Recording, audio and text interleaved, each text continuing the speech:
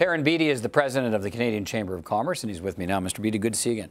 Great to be here. Thanks for being here. We're starting to get some idea of now what to expect from Bill Morneau's economic update in a couple of days. But what had you been asking for? And I think that's different from what we might see. But what had you been hoping to see from the finance minister on Wednesday? I think the most important thing I'll be looking for is what is the tone? Is there a recognition on the part of the government that we're facing serious challenges in Canada? What you had in the budget in the spring was a sense that everything was rosy, it's all going well, no need for any course corrections. What the minister said after that was he was going to spend 6 months focusing on competitiveness. And I think the starting point has to be to recognize that Canadian business is facing more serious competition than ever before. It's growing every day, and that we need to do what we can in Canada to make sure that our businesses can succeed. So start with the tone.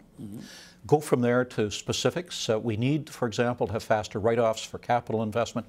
We desperately need to get investment up in Canada and to get business to be spending more money for plant and for equipment, for hiring more people, for improving the size of their operations and so on. And we can do that by having faster write-offs for investments in capital.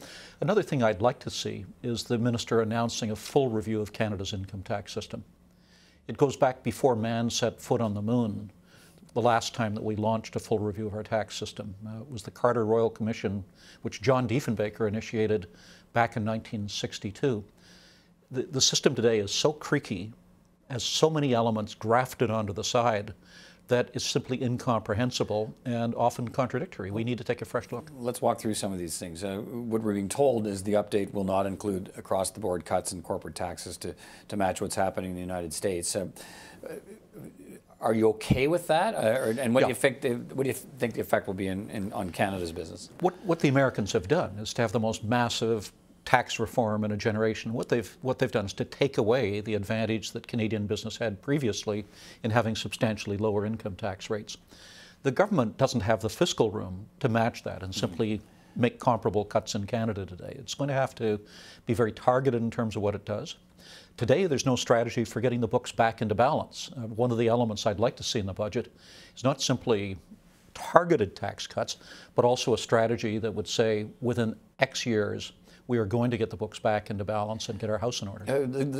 We don't expect to see that, in fact, an actual date for returning to balance. This government doesn't seem to think that's as important as the overall health of the economy and the debt to GDP ratio and so on. Why do you think it's so important to send a signal about a timeline for actually returning to balance? Well, it's important, first of all, to recognize that in the last election, the government talked about the need to run short-term deficits. And they said the books will be back in balance by this next election taking place next year. Now what we have is a time frame that is not a plan, but simply an extrapolation of where we are that says we may come into balance the year that I turn 90. There'll be an awful lot of Canadians who won't be around then if we wait until then. What we had at the time of the last recession was that all of the jurisdictions in Canada, federal and provincial, had their houses in order. They were running surpluses.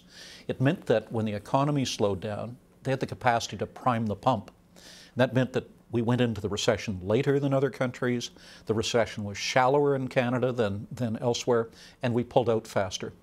We don't have that sort of maneuvering room to prime the pump in the same way today because our fiscal house isn't in order. Let's talk about and you touched on them, more incentives for business, including the writing off of capital investments more quickly. But again, we're not expecting to see the immediate 100% write-off that's now going to be the case. It's the case in the United States now for businesses investment there. So it sounds like what we'll hear Wednesday is a more gradual plan to sort of ramp up the write-off for Canadian businesses. So what effect will a gradual increase in the write-off have in this country compared to a 100% write-off for American investors? Obviously, the faster that we can do it, the better.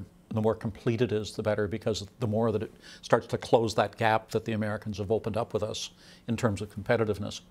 But again, we have to recognize the fact that because of high spending, the government's fiscal maneuvering room is very, very limited, and it can't simply match what the Americans have done.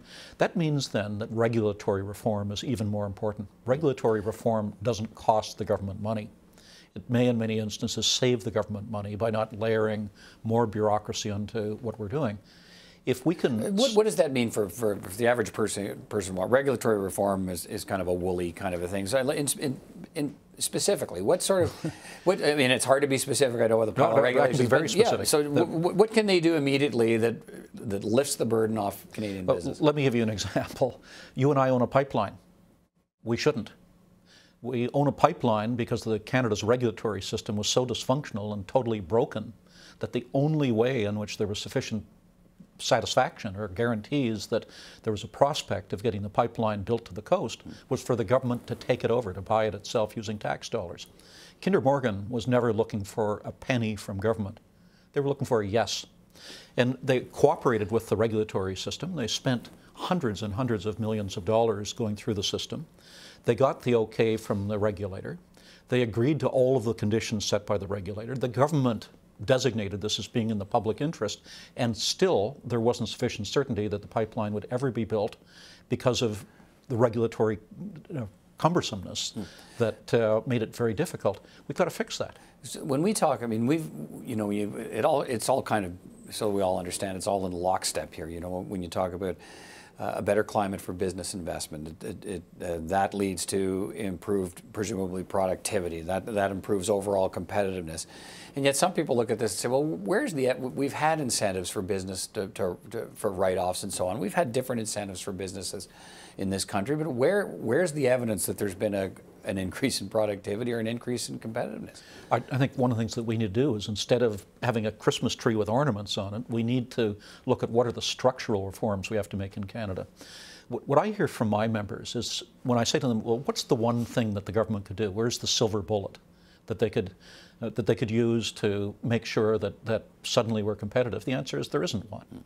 What we're dealing with today is the accumulation of all of the fees, all of the taxes, all of the charges, all of the regulations, all of the costs piled on by all three levels of government that have taken a very high-cost jurisdiction in which to do business and made it impossible for many businesses to be able to succeed. What we need is structural reforms at all three levels of government, looking at how can we make it attractive for business to operate. And that doesn't mean stripping away consumer protections. It doesn't mean destroying the environment.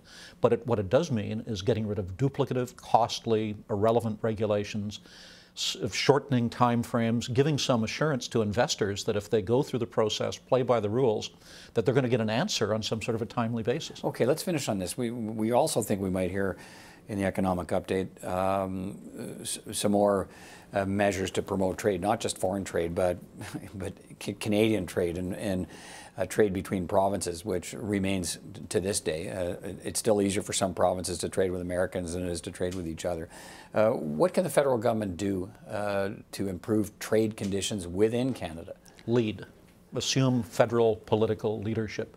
Yes, the barriers that we're talking about are being put up by municipalities and by provinces, and often the federal government says, I don't want to take them on and get into a fight with them in areas that are under provincial jurisdiction. But if there's one thing that Canadians are looking for 151 years after Confederation, it's for us to make up our mind whether we're one country or 13 separate nations.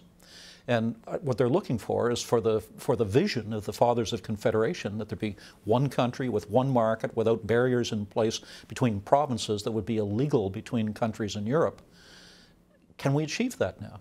The federal government is in a position where they can convene the provinces, where they can offer incentives, where they can make it clear by using the platform that they have where provincial governments are getting in the way, that we are determined in Canada to remove those barriers.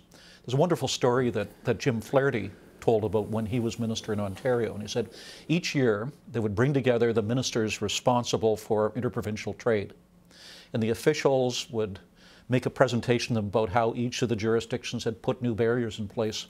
And then he said, and then we went for dinner. Nothing changed year after year. It's got to change.